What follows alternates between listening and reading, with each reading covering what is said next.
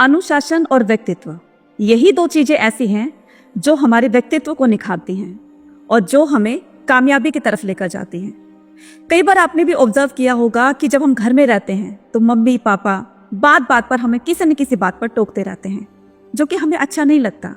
हम सोचते हैं कि हम कब बड़े होंगे, कब मम्मी पापा की डांट से बचेंगे, कब हमारी जॉब लगेगी, वगैरह वगैरह। लेकिन ऐसा नहीं होता। उनकी डांट, उनका बात बात पर रोकना टोकना हमारे जीवन में बहुत मायने रखती है।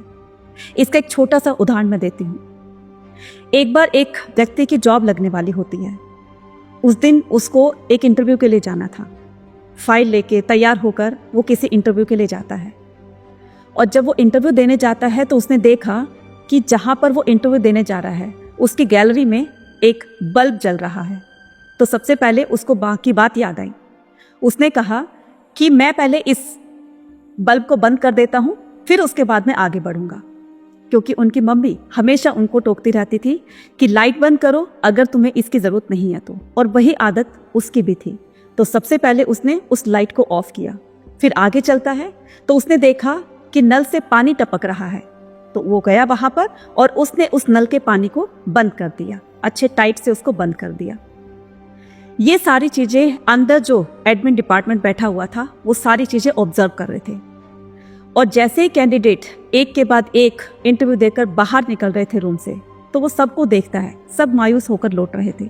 उसको भी ऐसा लगा कि शायद मुझे भी नौकरी आज नहीं मिलने वाली है। बहुत परेशान हो जाता है। इतने में ही उसकी बारी आ जाती है, उसको अंदर बुलाया जाता है। उसने अपनी फाइल उस ऑफिसर के सामने रखी। ऑफिसर ने उसको बैठने के लिए कहा और वो बैठ गया। तो ऑफिसर ने कहा उसकी फाइल को देखते हुए, हाँ भाई, कब तुम ज्वाइन कर रहे हो अपनी जॉब को? लड़का बहुत हैरान हुआ, बहुत खुश हुआ कि सर आपने मेरे से एक भी क्वेश्चन नहीं किए और बिना कोई किसी क्वेश्चन आंसर के आपने मुझे जॉब दे दी। ऐसे कैसे पॉसिबल हो सकता है?